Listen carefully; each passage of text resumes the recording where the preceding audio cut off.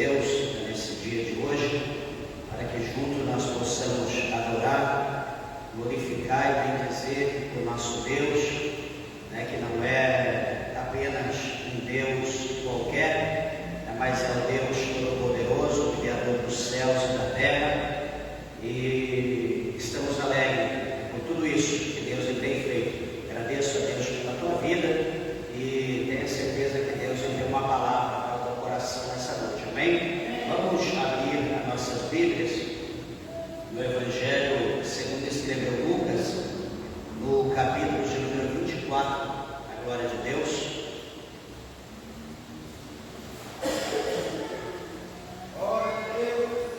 Lucas, capítulo de número 24. Veja se alguém ao seu lado sem a Bíblia, aproxime-se para que juntos nós possamos ler a palavra de Deus. Amém. Grande é o Senhor. Eu quero ler a partir do verso de número 1, do capítulo de número 24, que diz assim: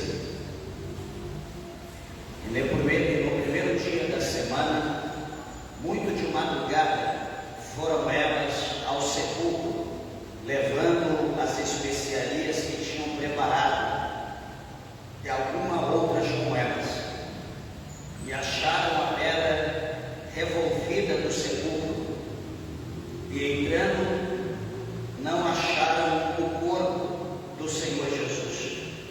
E aconteceu que, estando elas muito perplexas a esse respeito, eis que pararam junto delas 2 homens com vestes resplandecentes, e estando elas muito atemorizadas e abaixando o rosto para o chão, eles lhe disseram: por que buscais o vivente entre os mortos? Não estás aqui, já ressuscitou. Lembrai-vos como vos falou, estando ainda na Galiléia, dizendo: convém que o Filho do Homem seja entregue nas mãos dos homens pecadores, e seja crucificado, e ao terceiro dia ressuscite. Amém? Meus irmãos, podeis assentar, desocupem vossas mãos, dê uma salva de palmas bem alegre para Jesus.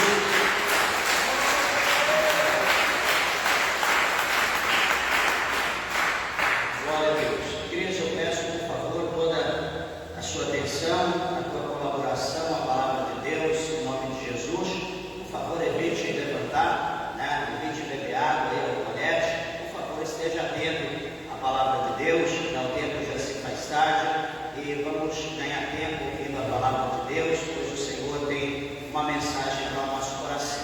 Meus irmãos, hoje é domingo, dia 20 de abril, e o calendário de muitas nações, de muita religião, hoje é um dia que se comemora o dia da Páscoa, o domingo de Páscoa. E é interessante que quando nós olhamos para essa palavra chamada Páscoa, ou quando falamos em Páscoa, a primeira coisa que vem na nossa mente, principalmente nas pessoas mais jovens, a primeira coisa que vem na nossa mente é o quê? Chocolates, festa, coisas dessa forma. Só que quando nós olhamos no nível, no âmbito espiritual, naquilo que tange a palavra de Deus, lá no Antigo Testamento, o povo judaico, a Páscoa mostra para nós como um momento de libertação, um momento de fuga, onde está escrito lá no próprio livro de Êxodo, que é o segundo livro da Bíblia, que o próprio nome Êxodo já vem nessa sequência de livramento, de ser tirado rápido de um determinado lugar.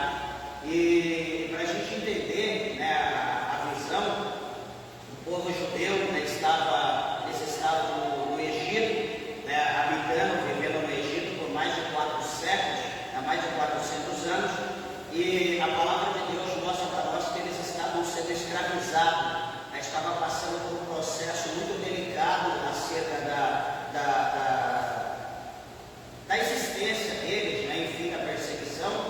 E a Bíblia diz que eles clamaram, né? Eles buscaram a Deus, pedindo que o Senhor Deus libertasse, tirasse eles daquela situação. E então o Senhor, né, levanta Moisés.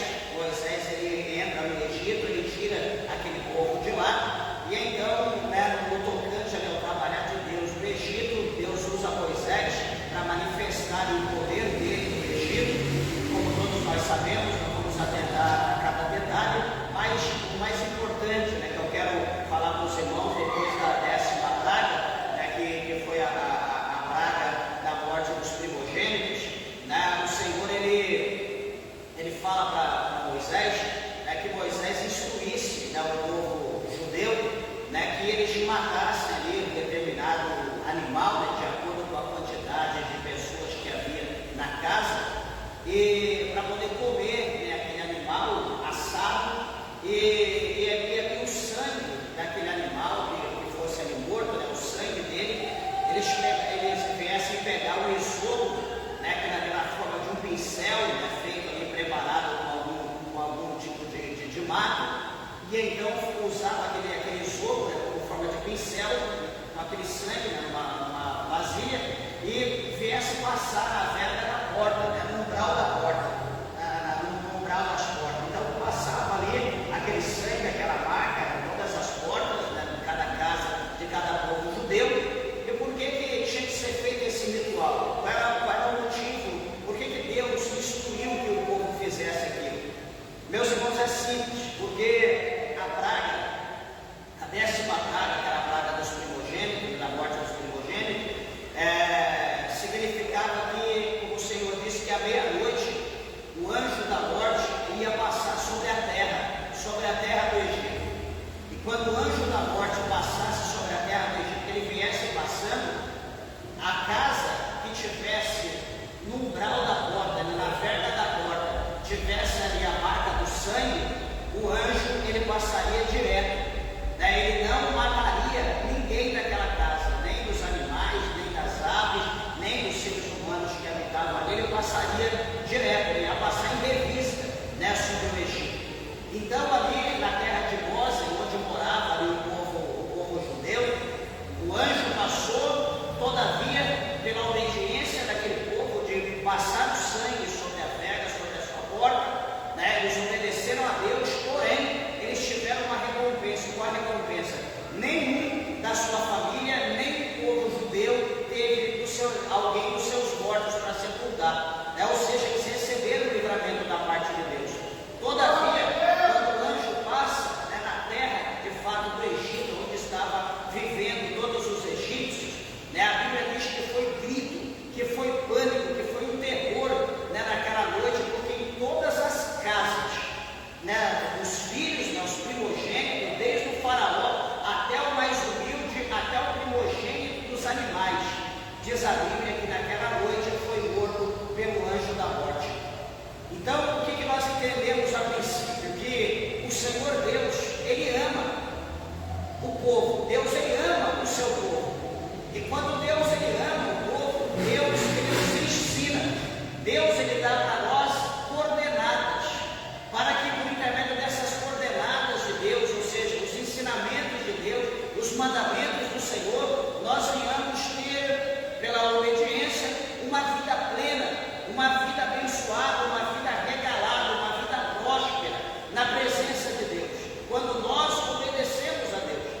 Só que observe uma coisa que muitas das vezes para nós é mais prazeroso, né? Traz mais prazer a nós desobedecer a Deus e obedecer as pessoas, obedecer o mundo, obedecer o diabo, obedecer a vontade, o prazer da nossa carne, do que ouvir a voz de Deus. Lembrando uma coisa, que os nossos olhos cobiçam, tudo que a gente vê, a gente quer.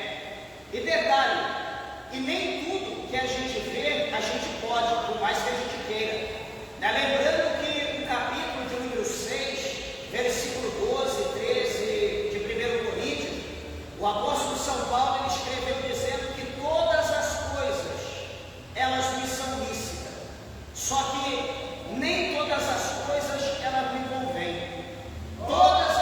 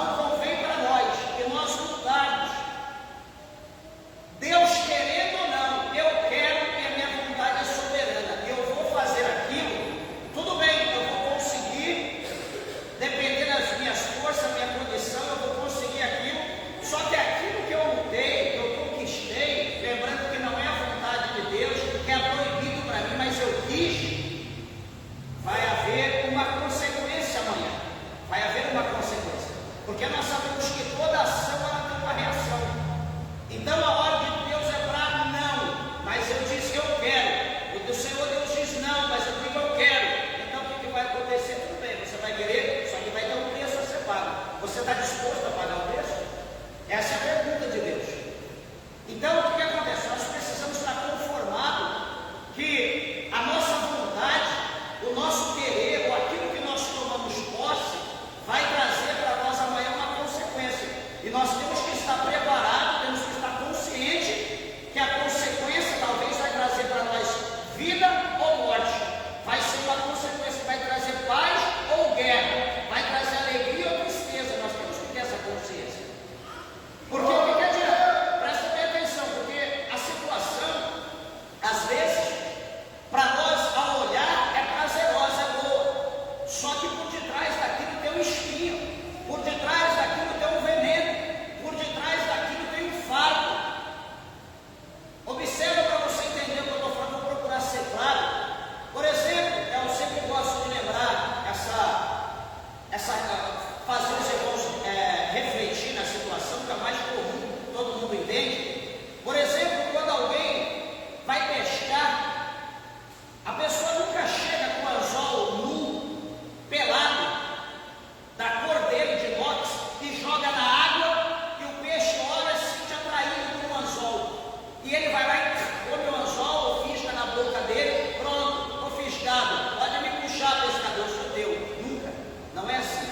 Ou seja, para você ser fisgado, aliás, o peixe ser fisgado, é preciso cobrir o anzol, é preciso pôr uma isca, é preciso dar alguma coisa que o peixe olha e se sente atraído por aquilo, ele sente prazer, ele tem desejo, puxa, uma comida dando sopa aqui, ninguém está vendo, olha que delícia, deixa eu comer essa minhoca, deixa eu comer essa fruta, e ele vai lá e mete a boca, e quando ele mete a boca, ele não vê a linha, ele esquece que tem uma linha, ele esquece que aquilo está sendo uma armadilha que vai tirar a sua vida, ele será morto por causa da comida. Então, tem um ditado que diz que o peixe ele morre pela boca. Então o diabo, quando ele quer nos enganar, quando o diabo quer destruir a nossa vida, não pensa você, eu não gosto de jiló, eu odeio jiló. Então o diabo vai trazer uma torta de jiló para você, ele vai trazer um mousse de jiló, ele vai trazer uma lasanha de jiló. Acho que você não vai dar atenção, você não gosta de jiló. Mas eu gosto do sorvete de creme, eu gosto de uma torta de maçã, eu gosto de uma torta holandesa.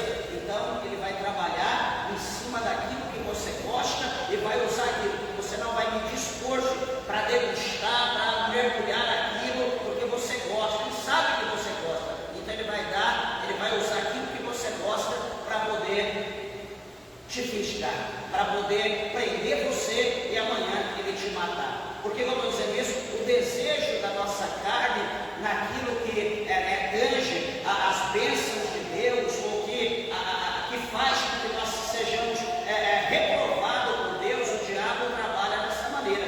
Então por isso que nós precisamos analisar. Quando o Senhor Deus fala, olha, isso é assim, é dessa maneira, por mais que a gente possa achar difícil, mas é dessa maneira, é por esse caminho que Deus vai nos abençoar, é por esse caminho que nós vamos ver a glória de Deus. Mas então eu digo, Senhor, não, esse caminho parece não ser bom, aquele parece ser melhor. Mas o Senhor, ele fala, eu estou colocando diante de vós caminho de bênção e caminho de maldição, vocês escolhem. Eu olho para o caminho da maldição, o caminho da maldição ele é espaçoso, a porta é larga, é uma multidão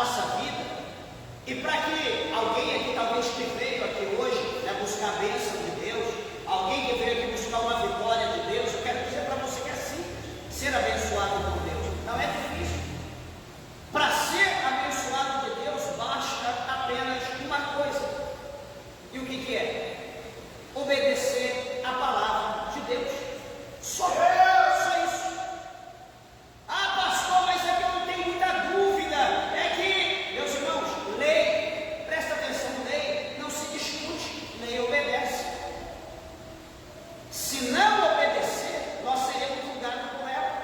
A palavra de Deus, ela não é para ser questionada. A palavra de Deus, ela não é para ser debatida por nós mortais. A palavra de Deus é para ser obedecida. Então, se você quer a bênção de Deus, você quer viver a vida. Ah, pastor, mas eu não sou crente. Então, a primeira coisa que você tem que fazer é aceitar Jesus.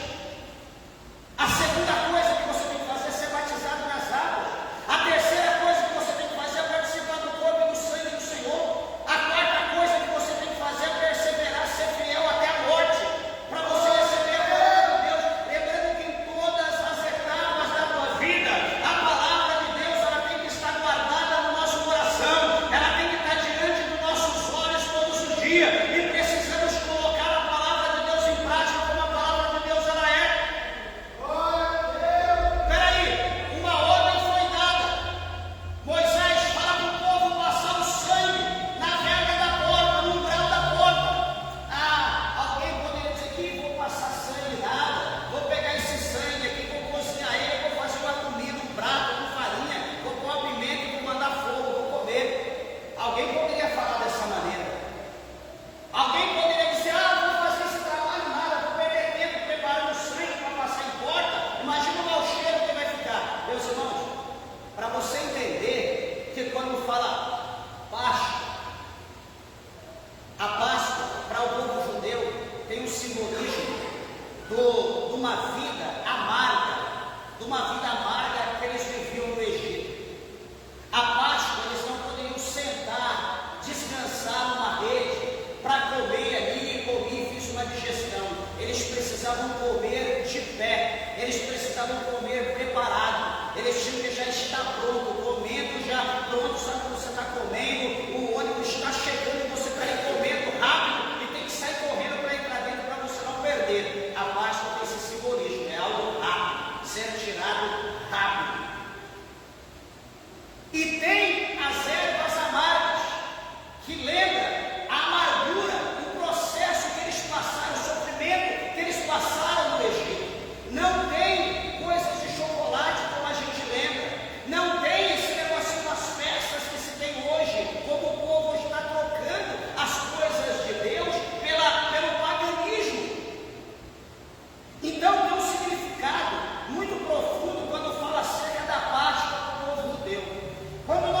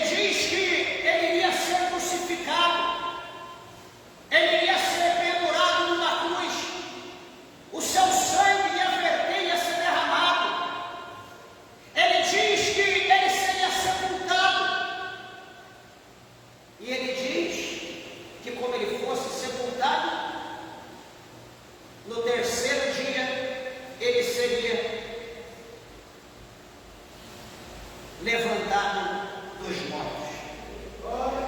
Ele ia ascender dos mortos no terceiro dia. Observe então que a Bíblia diz que aqui Maria, na madrugada de domingo, juntamente com outras mulheres, preparam ali as especiarias do embalsamento, e elas, de madrugada escura, elas vão para o sepulcro, aonde Jesus estava, onde estava o corpo de Jesus. Quando elas chegam no sepulcro, a Bíblia vai mostrar para nós que o Senhor Jesus, o corpo dele, não estava ali.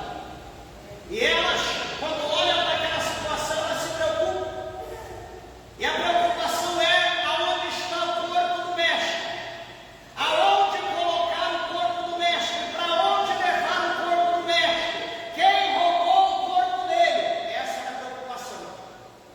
Meus irmãos, observa que o que tinha que ter na mente delas, o que aquelas mulheres tinham que entender, pensar, é que um pouco lá atrás foi feita uma promessa. E a promessa era que ele seria entregue. Ninguém acreditava que ele ia ser entregue, ele foi entregue. O que ele falou que ele ia ser crucificado, e ele foi crucificado. O que ele disse que ele seria morto, ele seria sepultado, ele foi sepultado. E ele disse também, por fim, que no terceiro dia ele ia ascender, ele ia levantar dentre os mortos, ele ia ressuscitar. Veja que tudo que Jesus havia dito tempos antes foi cumprido, ponto, vírgula, palavra por palavra. Detalhe, observe uma coisa que Jesus falou algumas horas, alguns dias. Eu pergunto, quem lembra, quem deu crédito para aquilo que Jesus pregou? Quem lembra o que Jesus nos advertiu? Cadê as mulheres para lembrar o que elas queriam o corpo? Mas elas esqueceram da palavra. Os discípulos ouviram falar que Jesus não estava ali, que o corpo dele não estava, que Jesus ressuscitou. Duvido. Eu quero ver a marca no cravo, eu quero ver onde colocou a lança. Outro, eu não acredito, eu preciso ir lá no sepulcro para ver. O que eu quero dizer aos irmãos com essa palavra? Que o Espírito de Deus, que Jesus, ele fala conosco por intermédio do Espírito, por intermédio do Espírito Santo. O apóstolo São Paulo, o profeta Isaías, eles disseram: quem deu crédito à nossa pregação? Quem deu crédito à palavra do Senhor? Quem recebeu os enviados?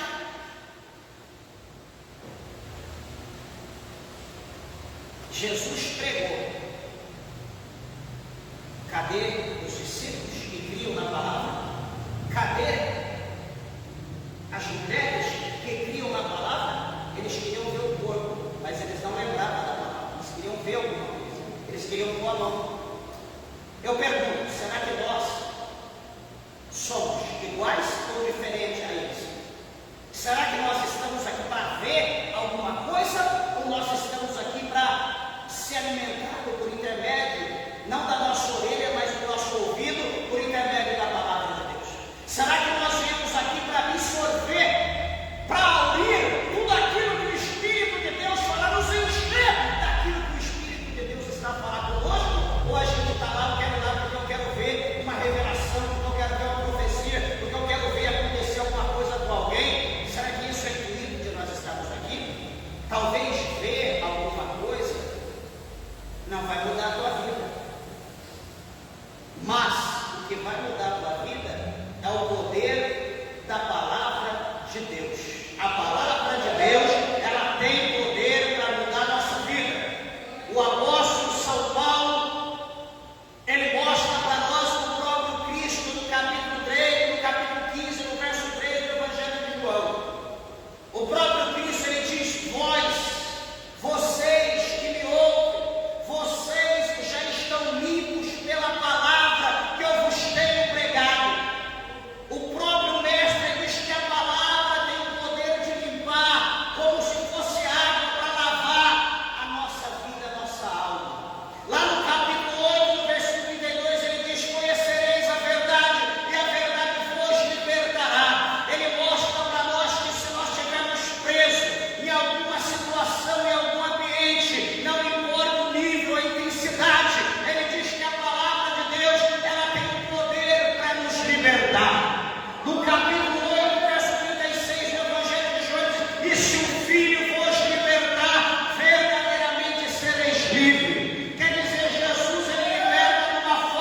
total, Ele liberta de uma forma poderosa, Ele liberta de uma maneira que nós podemos dizer verdadeiramente: eu estou liberto, não tem nada que me prende. Ele liberta de uma forma plena, de uma forma total, de uma forma poderosa.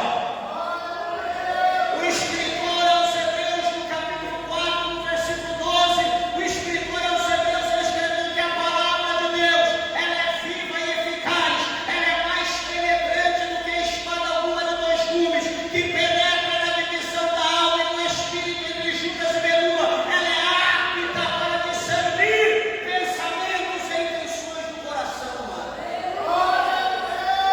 Jeremias, no capítulo 29, ele diz que a palavra de Deus é como um martelo que esmiuça a terra. Eu ouvi tudo isso, ouvi um poder tão grande na palavra de Deus.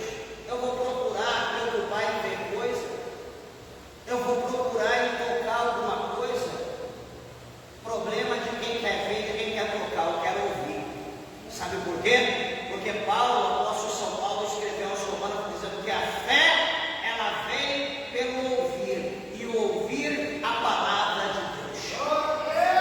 A fé não vem pelo ver, a fé não vem pelo tocar, a fé ela não vem, eu estou emocionado, a fé ela vem pelo ouvir, e ouvir a palavra de Deus. Eu quero ter fé, então abra o teu ouvido, feche o teu olho, liga o teu pensamento no céu e creia naquilo que você está ouvindo. Essa noite, a Bíblia mostra para nós que quando aquelas mulheres, elas adentraram ao túmulo, o túmulo estava vazio. Todavia, havia nos pés e na cabeceira varões de branco, anjos do Senhor. E aquelas mulheres vão dialogar, vai perguntar aonde está Jesus, aonde colocaram o mestre, o que fizeram com ele. Simplesmente eles olham aquelas mulheres e vão fazer uma pergunta àquelas mulheres: por que vocês vieram buscar o vivente dentre os mortos? Sepulcro não é lugar de vivo, sepulcro é lugar de morto. Por isso eles perguntam: por que vocês vêm buscar o vivente? O vivente é aquele que vive, é o que tem fonte de vida.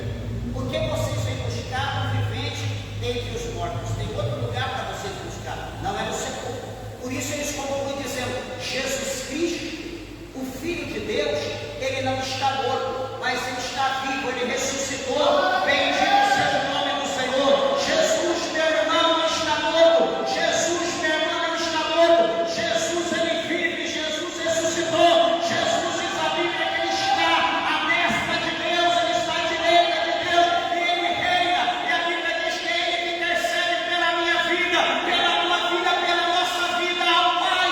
Lamaçu e a carabaçou de derrega. Glorificado o nome do Senhor.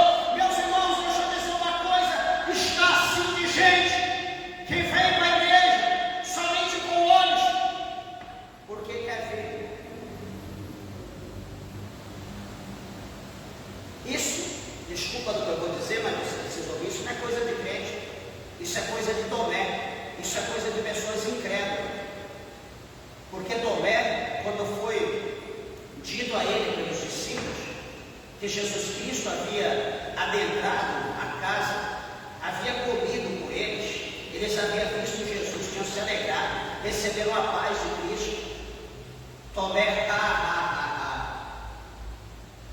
de maneira nenhuma eu preciso ver, eu tenho que ver, eu tenho que tocar na mão, eu tenho que tocar, eu tenho que ver a marca do cravo na bandeira, eu preciso ver do lado onde foi colocado, elas querem colocar o dedo.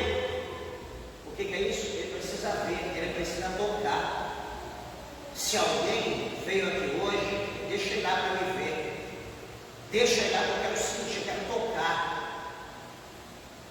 Eu quero dizer que você não vai ver nada e você não vai tocar em nada.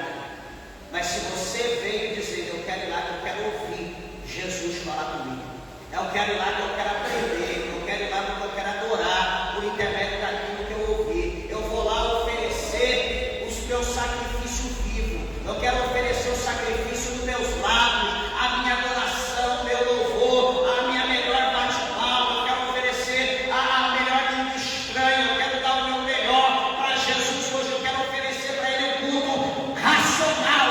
Se você vê nesse vídeo, pode ter certeza que você está no lugar certo e você já está sendo abençoado com a presença de Deus no nosso meio. Pelo contrário, na sua fé, você precisa conhecer e aceitar Jesus como o único, suficiente Salvador da sua alma. Eu quero nessa noite falar algo. O Espírito de Deus colocou um tema no meu coração quando eu meditava essa palavra. E é uma pergunta que essa pergunta traz a nós uma reflexão muito profunda.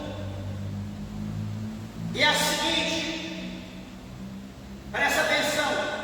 O que é em nós, o que é em mim, o que em você ou no coletivo, o que é em nós precisa morrer para que algo,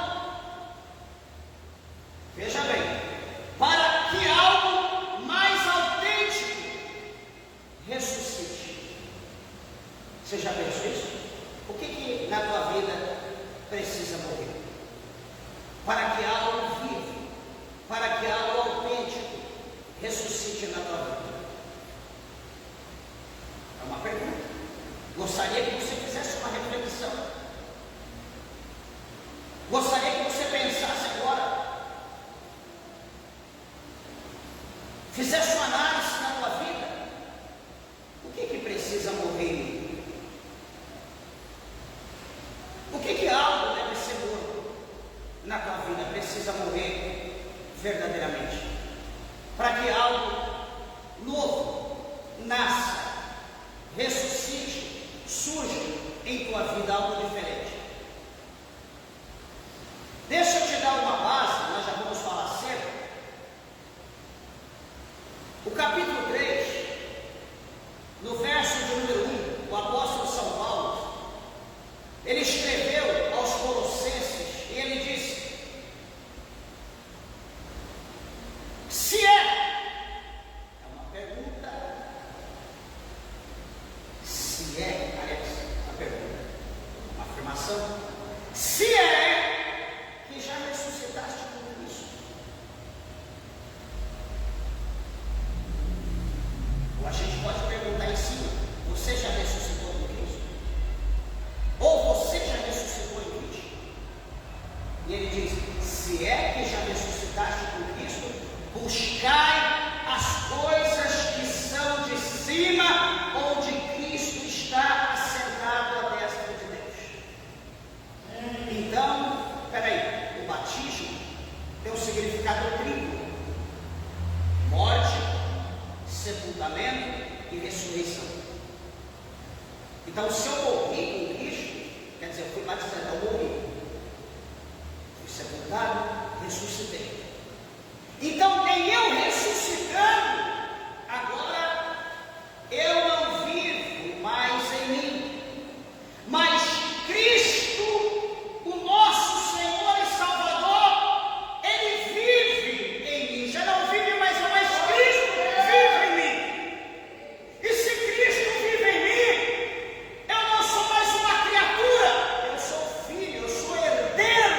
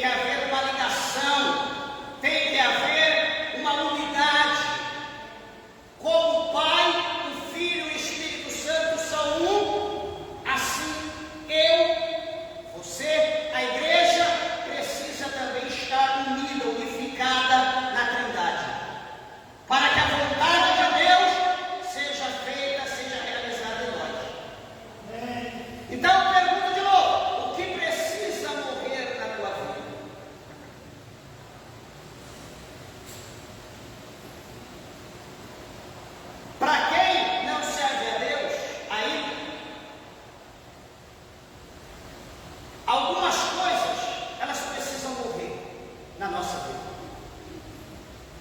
Mas vamos falar de uma forma geral, que a igreja de Deus não está isenta. Por que eu estou dizendo isso? Porque a igreja de Deus hoje, ela está mais carnal do que espiritual. Ela está mais mundana do que algo sobrenatural.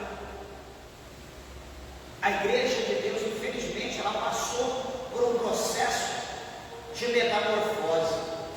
A igreja de Deus passou por um processo. E a igreja tem vivido momentos tenebrosos da sua vida na terra. A igreja de Deus, do jeito que está indo, daqui uns anos, estará, se brincar, pior do que a igreja católica. Lembra bem o que eu estou te dizendo? Daqui uns tempos estará pior do que o catolicismo. Nós precisamos ver aonde nós erramos, nós precisamos corrigir. Nós precisamos ajustar. Nós ajustamos ou Deus nos ajusta? Qual que é melhor? Nós ajustarmos por nós mesmos, por intermédio do conhecimento da palavra de Deus, ou pela nossa rebeldia e desobediência, o Senhor Deus nos ajustar? Eu sugiro que o conhecimento da palavra de Deus, nós atentando para Ele, prestando atenção, esse conhecimento levará nós a um ambiente diferente, espiritual, a um relacionamento, a uma proximidade maior com Deus. Pelo contrário, oposto, se nós continuarmos rebeldes, se nós continuarmos o caminho que nós estamos caminhando, vai chegar uma hora que Deus ele vai cobrar. Vai chegar uma hora que Deus vai falar, agora eu vou ajustar. E o ajuste de Deus não é um ajuste fino, não. O ajuste de Deus é um ajuste bruto. E quando Deus ajusta, não adianta a gente pedir misericórdia. Não adianta a gente chorar quando derramar lágrima de sangue.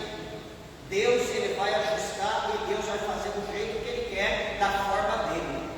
Não haverá misericórdia. Então eu peço aos irmãos que reflitam. O que nós precisamos ver?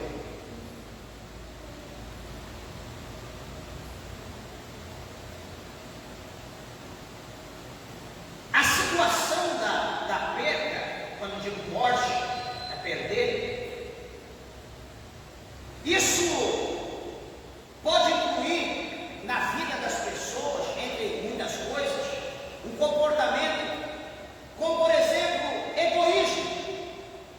Uma pessoa egoísta, ela está bem com Deus? Não. O que deve morrer? Deus morre na vida dele? Ou o egoísmo tem que morrer na vida dele? Certamente não Deus. Deus vive em mim. Cristo vive em mim. Então o que tem que morrer é o egoísmo. Ele não pode viver, ele não pode ocupar o mesmo ambiente, o mesmo espaço. Cristo e o egoísmo. É impossível. Lembra que o apóstolo Paulo ele disse que Deus não habita em templo feito por mãos humanas? Paulo fala aos romanos que aquele que destruiu o templo de Deus, esse será destruído. Mas Deus, ele habita nesse templo aqui que foi feito por Ele, que é a minha vida, que é a tua vida. Deus habita em nós. Então é impossível Deus habitar em nós e o egoísmo também habitar. Não vai dar certo. Não funciona. O bem, a presença de Deus e o egoísmo. Uma hora eu deixo Deus agir, uma hora eu deixo o egoísmo. É impossível. Deus habita plenamente na nossa vida ou o egoísmo habita? Se o egoísmo habitar, Jesus está fora. Então o egoísmo ele precisa morrer. Outra coisa na nossa vida que é comum, o orgulho. Pessoas orgulhosas. Eu não posso ser orgulhoso e Jesus habitar em mim. Jesus habita ou o orgulho habita? Os dois juntos não vai dar. É impossível dividir o mesmo espaço, o mesmo trono no nosso coração, na nossa alma. Então o orgulho precisa morrer. A terceira coisa, conhecido e que todo mundo diz: eu estou com raiva, eu estou com ódio. Jesus está habitando em nós? Ou o ódio está habitando, ou a raiva está habitando? Não irá Jesus habitar em nós, em meio do seu lado o ódio, do seu lado a raiva. Vai como dois cães de guarda do lado de Jesus. Daqui a pouco Jesus vai na raiva, a tua, vai na ódio, a tua. Não. Jesus habita plenamente, ou a raiva ou o ódio habita na pessoa. É impossível ocupar ao mesmo tempo. Então, se nós formos pessoas orgulhosas, iracundas, se nós somos pessoa raivosa, faltando aquela vacina do céu na nossa vida para combater a raiva, isso precisa morrer. Essas coisas têm que morrer e Jesus precisa viver plenamente na nossa vida. Isso, meus irmãos, é coisa básica. É coisa básica para o crente, para ele ter na vida dele a presença do Espírito Santo de Deus. Não adianta qualquer situação, arregaçar a manga, vou para cima, vou brigar, abro minha boca, xingo, falo, discuto, e daqui a pouco eu estou lá dando glória, fala de mistério. Ué, que negócio é esse? Que mistério é esse? Que Deus é esse? Que espírito estranho é esse na nossa vida? Jesus, em todo o tempo, ele era manso. Em meio às brigas, Jesus saía pela tangente. Quando apertava Jesus automaticamente ele refletia nas perguntas, ele respondia de uma maneira que as pessoas se alegravam e diziam, realmente, esse é o Filho de Deus. E como que Jesus respondia? Pela palavra. Por quê? Porque Jesus, ele é o verbo de Deus, ele é a palavra de Deus. Como que Jesus venceu o diabo? Pela palavra. E a pergunta é, como que nós vencemos o diabo? Como que nós vencemos a luta no dia a dia? A gente compra, a gente paga, a gente sai na mão, a gente xinga, a gente fala um palavrão, a gente manda alguém para um lugar. Isso é ser discípulo de Cristo? É isso que Jesus fez? Jesus venceu pela palavra. Sabe por que nós agimos na mão? Sabe por que nós agimos na expressão literária seca? Falta de conhecimento da Bíblia, falta de palavra no nosso coração. Porque Jesus diz, do que está cheio o coração do homem, fala a sua boca. Se o nosso coração está cheio de Deus, está cheio da palavra de Deus, em toda a ocasião, em todo momento, nós teremos uma palavra boa, uma palavra temperada para dizer o seu tempo. Coisa boa é conversar com a mulher de Deus, com o homem de Deus, com a pessoa de Deus. Agora, quando é o oposto, você vai conversar, você vai ouvir gíria, você vai ouvir palavrão, você vai ouvir avestruz, São Pedro, São João, você vai ouvir coisa que você vai pôr a mão na boca, fala o crente falando isso. Por quê? Porque não tem nada de Deus no coração dele. Então, esse tipo de atitude, essa situação precisa morrer. Para que isso morrendo, a presença de Deus, a plenitude de Deus venha nascer no nosso coração. Não bastando só o orgulho, a raiva, tem outra coisa também. Algo chamado vícios. Você já viu vício? Tem crente, cristão, pessoas que pregam, que louvam, que oram,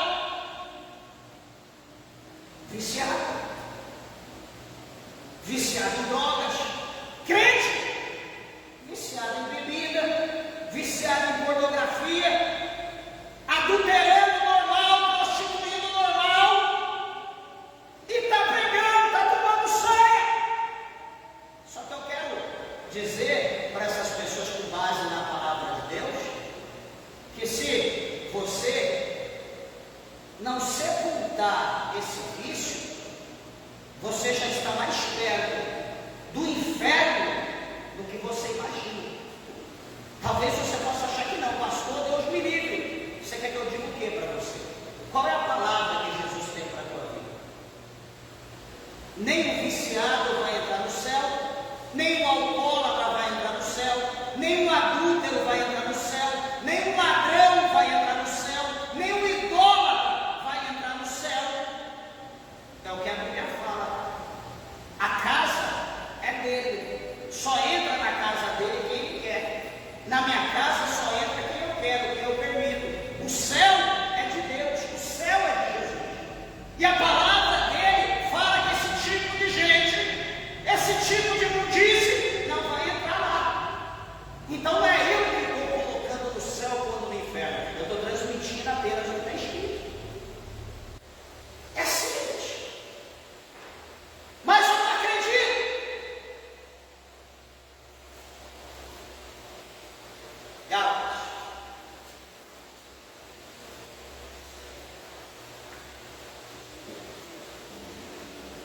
Jesus nunca deixou ninguém sem resposta. A palavra do Senhor, ela é poderosa.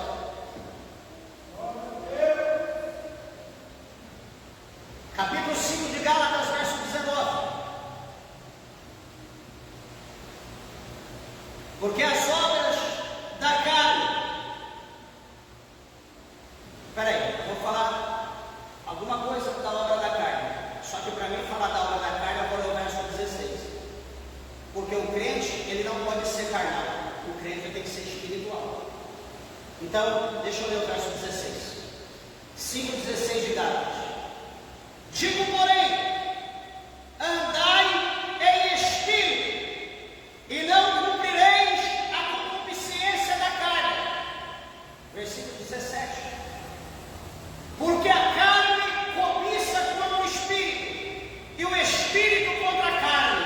Opa!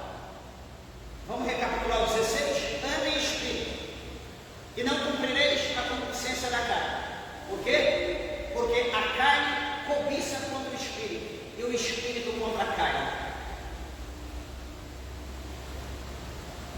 Então, dentro de cada indivíduo, cada um de nós, há uma luta. Hoje você quis vir para a igreja, o teu espírito quis vir para a igreja, só que a tua carne disse: não vou, hoje eu estou cansado. Mas você diz: eu quero ir lá, eu quero adorar a Deus, eu quero contar um testemunho, eu quero ir lá aprender, falar alguma coisa de Deus, eu quero ir lá para ouvir o Senhor falar comigo, isso é uma resposta de Deus. A tua carne: ah não, já está cansado, já é feriado, vamos ali comer alguma coisa, vamos passear, vamos para o lado, vamos na pracinha, vamos tomar um açaí. Aí você olha para a sua carne e fala: tá certo, já fui sexta-feira, então vamos lá. Aí você deixa a sua vontade interna, era de estar na igreja, só que a tua vontade externa, a tua carne, queria comer, queria passear, queria ver alguma coisa diferente, ou procurar o que não perdeu. Aí acha e não sabe o que faz. Outrora, a tua carne quer ir para algum lugar, só que você, em nome de Jesus, eu vou para o culto. A tua carne: não, porque tem um evento, alguém te convidou para ir para a churrascaria, alguém te convidou para ir comer uma pizza. Eu vou para a igreja adorar a Deus, e se a pessoa quiser minha companhia, ela espera eu voltar do culto. E você, em nome de Jesus, você vem para a igreja, adora, glorifica.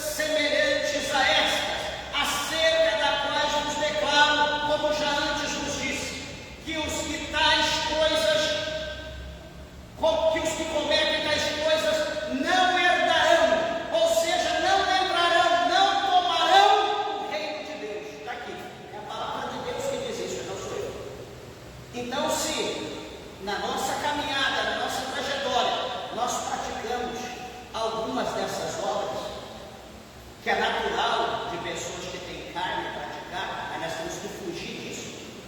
Temos que matar, afogar esses desejos. Porque se nós praticarmos, como diz aqui, nós não vamos entrar no céu. Ou seja, nós vamos estar vivendo na presença de Deus enganado. Eu estou aqui recebendo bênção, promessa, tá bom. Você está recebendo bênção, está recebendo vitória, você está sendo abençoado. Só que o mais importante, você está só na migalha. Só que o banquete, a eternidade que é o céu, você está fora. Não haverá lugar para você no céu. As bênçãos que nós recebemos na casa de Deus são a evidência do poder da palavra de Deus nas nossas vidas. Só que para nós estarmos com Ele, nós precisamos obedecer a palavra como um todo. Nós precisamos obedecer como um todo. Você vê aí no mundo que tem pessoas em todo lugar, coloca lá um anúncio: gratidão ao santo tal pela bênção alcançada, gratidão não sei quem por isso ou por aquilo. Você vê por aí fora, pela fé, alguém também recebe alguma coisa. Mas isso não quer dizer que recebeu alguma coisa que a pessoa vai ser salva. Os irmãos estão entendendo como que as coisas, o mistério é dessa maneira. Então nós colocamos em prática a palavra de Deus para que possamos alcançar a salvação da nossa alma, ou nós vamos viver, alimentando o desejo da nossa carne, alimentando o nosso pecado, achando que está tudo bem, que Deus está por nós, que Deus é bom, que Deus é amor, e a nossa carne, aquilo que está ao nosso redor, vai estar nos maquiando, vai estar nos ensurdecendo, cegando, emudecendo, para que nós não enxergamos, para que nós não ouvimos e para que nós não glorificamos a majestade de Deus, para que nós não glorificamos a majestade de Deus. Então observa, meus irmãos, que outra coisa que é interessante em meio aos vícios, algo que precisa ser morto na minha, na tua, na nossa vida, é algo que é quase comum na vida das pessoas. Eu observei que aqui no nosso estado atual que eu vivo, eu observei que muitas das pessoas têm um coração duro para isso que eu vou dizer. Alguém já ouviu falar em perdão? A falta de perdão é algo que vai levar muita gente para o inferno. Estou falando de crente. Quando você vai falar com a pessoa, você diz: eu não perdoo, quem tem que perdoar é Deus. Só que está havendo uma hipocrisia muito grande na nossa vida. Por quê? Porque todo dia nós oramos. E o que nós oramos? Lá no Pai Nosso, no capítulo 6 do Evangelho de Mateus, do versículo 9 para frente, o que nós oramos? Perdoa os nossos pecados, assim como nós perdoamos aqueles que têm nos ofendido.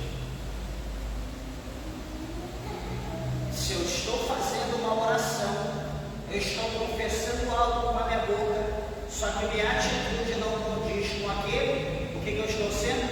Hipócrita. Eu estou falando algo para Deus fazer para mim, estou dizendo: Deus, eu faço algo para alguém, só que faz para mim quando eu estou fazendo para alguém. Peraí, vamos entender. Senhor, me perdoa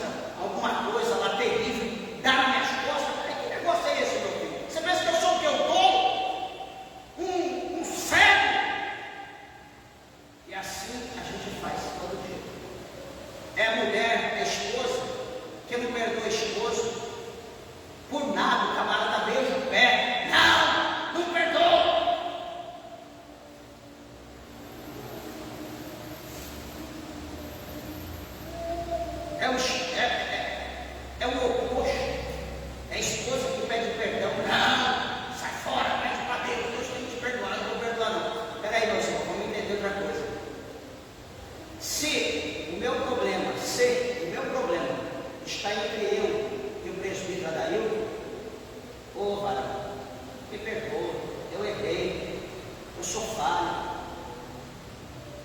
tem piedade de mim, me ajuda, me perdoa, Pai. Se Deus quiser, isso não vai acontecer de novo, eu vou me esforçar para não acontecer. Ah, pastor, mas o senhor fez isso tal dia, o senhor falou que não ia fazer mais e fez de novo. Meus irmãos, nós somos falhos. Nós precisamos orar para Deus fortalecer nós nas nossas fraquezas, porque nós somos falhos, nós somos fracos. Nós estamos propensos a errar. Ah, mas vou perdoar de novo. Alguém já ouviu falar? Alguém que é bom em matemática já ouviu falar em 70 vezes 7? Alguém já ouviu falar 70 vezes 7? Quanto que é? 490. O que quer dizer 490? Jesus diz que nós devemos perdoar os nossos irmãos ou aquele que nos ofende 490 vezes ao dia. O sangue de Jesus tem poder. Eu prefiro matar um infeliz do que perdoar tudo isso. Então você não vai entrar no céu. Simples. É simples assim. Você perdoa, cumpre a palavra, ou você não vai cumprir, a tua fé está sendo vã no Senhor. É assim que funciona. Como eu falei no princípio, eu repito: você quer entrar no céu? É só cumprir a palavra de Deus. Só isso. Não é eu sou o dono da verdade. É o que está escrito aqui. É só cumprir o que está escrito aqui. Ninguém vai te impedir de entrar no céu. Pelo contrário, se você for religioso, se você for só um capa, a tua fé está sendo uma fé superficial, uma fé que não vai te levar a você, talvez, 1 centímetro acima da tua cabeça. Mas eu encerro dizendo aos irmãos que, além desses hábitos, que também os apegos, que são excessivos a coisas materiais ou coisas autossuficientes, que nos faz esquecer e que também nos faz deixar de depender de Deus. Isso também precisamos matar, precisamos deixar morrer da nossa vida, porque na nossa vida precisa viver, meus amigos, o sobrenatural. Na nossa vida precisa viver Cristo por intermédio do Espírito Santo. Eu olho para a palavra de Deus só lembrando uma coisa. Lembra do capítulo 19, do versículo 1 ao 10 do Evangelho de São Lucas. A Bíblia fala de quem? Ela fala de Zaqueu. Quem era Zaqueu? Era um homem rico, fortemente rico. E o que aconteceu com Zaqueu? Zaqueu tinha tudo. Só que o que ele fez?